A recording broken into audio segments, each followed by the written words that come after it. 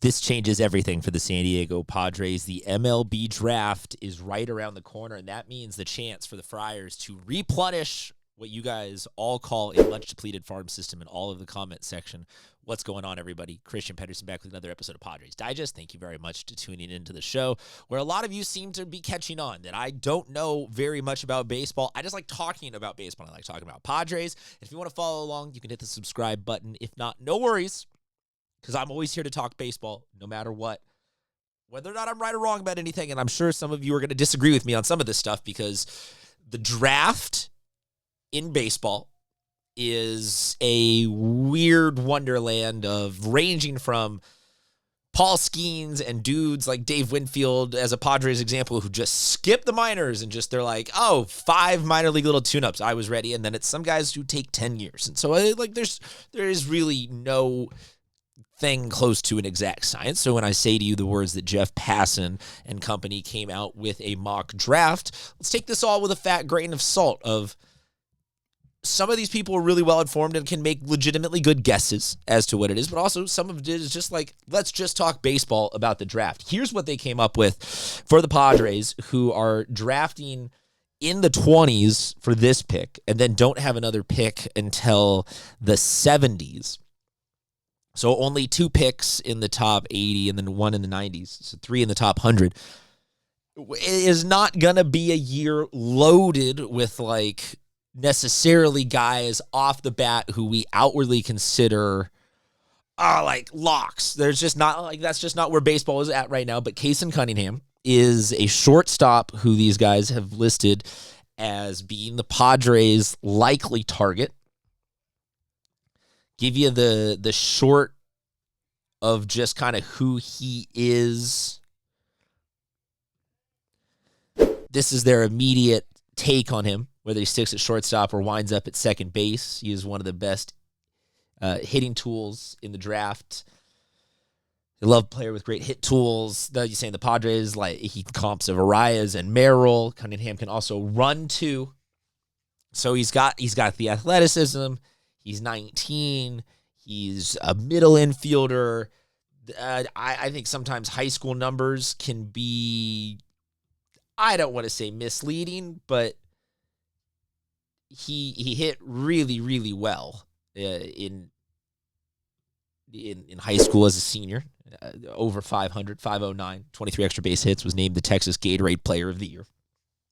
So by all accounts, a dude's dude. Like, this is a very reasonable person to want to draft in the first round to be maybe the signature takeaway.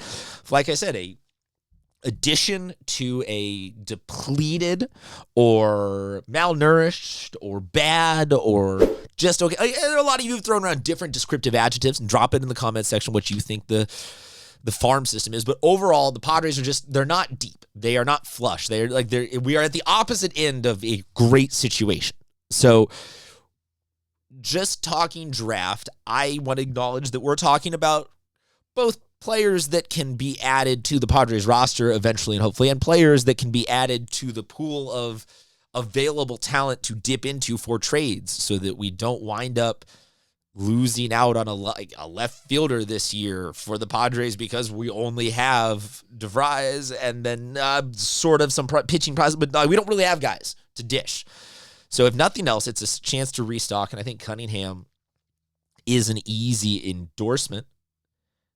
I mean, a dude that when you Google his name, this is one of the photos that comes up. I like that attitude. I like that spirit. I think that swagger fits in San Diego. Not coming on here to say, oh my gosh, this guy's can't miss. Whatever. I am not that good at baseball analysis. I can tell you that Google it around, watch some of the perfect game clips. Like, he's a very good baseball player, but you never know. You never, ever know. So, if judging book by a cover, though, I like this guy's confidence. I like this guy's tools. The hit tool that they talk about there in that article from Passan is his ability to put the ball in play, make contact with it. And I think that is something that sorely is lacking in all of baseball. And if you can talk about in 2 or 3 years adding him to a lineup with Arraez and Merrill and all those guys, Cool. Dig it. Love it. All about it. I think that that's fantastic. But it does make me also just kind of wonder, what do you guys have as an actual draft priority right now for the San Diego Padres? Because I've seen it run all spectrums in terms of the philosophies, going from people who are just like, hey, whether or not it's a fit for your organization, draft best available player when you have the opportunity, because you can dish them, you can grow them, they turn them in, flip them into other assets. I've seen some teams go, we're only going to take pitching. We need pitching. Chances are, if we we spam that pitching button, we will find somebody in that group that contributes at the major league level. I've seen them take take a complete flyer. I don't know. There's all sorts of draft philosophies, and I'm curious right now because the Padres, whether or not we like any of these superstars that are on our team, and whether or not they actually deserve to be called superstars or stars or super or not anything at all, Merrill is locked up for a minute. Tatis is locked up for a minute. Machado is locked up for a minute. Xander Bogaerts is locked up for a minute. Cronenworth is locked up for not quite a full minute, but like about 45 seconds of that minute. Realistically, left field, catcher, and first base are the we don't have those locked up for a while, but there is a good chance that Arraez does get locked down by the Padres, or at least I hope there is, and I've got videos on why we should re-sign him. But what I'm saying is there's not really actually a ton of projectable openings per hypothetically where our contract obligations are right now at the offensive and fielding side. And maybe you think that someone like this can get moved to second, and then Cronenworth can DH, or maybe he gets put in left, or this, that. Okay, great. Fine with any permutations of bringing this guy up along that way. But I also do think that right now we really are pitching devoid. Like we are getting Musgrove back for a couple of years. Like, he'll come back from Tommy John. There hasn't been setbacks. That's just a long recovery. But Darvish, I got to assume, is at the tail end of his major league service time.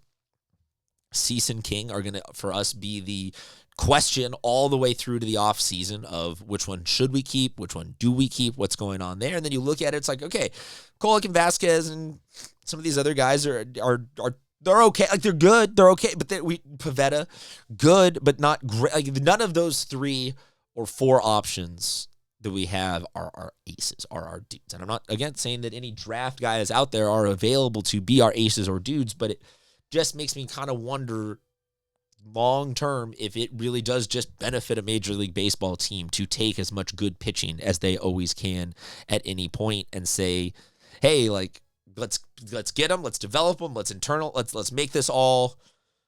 That's where our problem really is. So let's focus every last effort we have on it.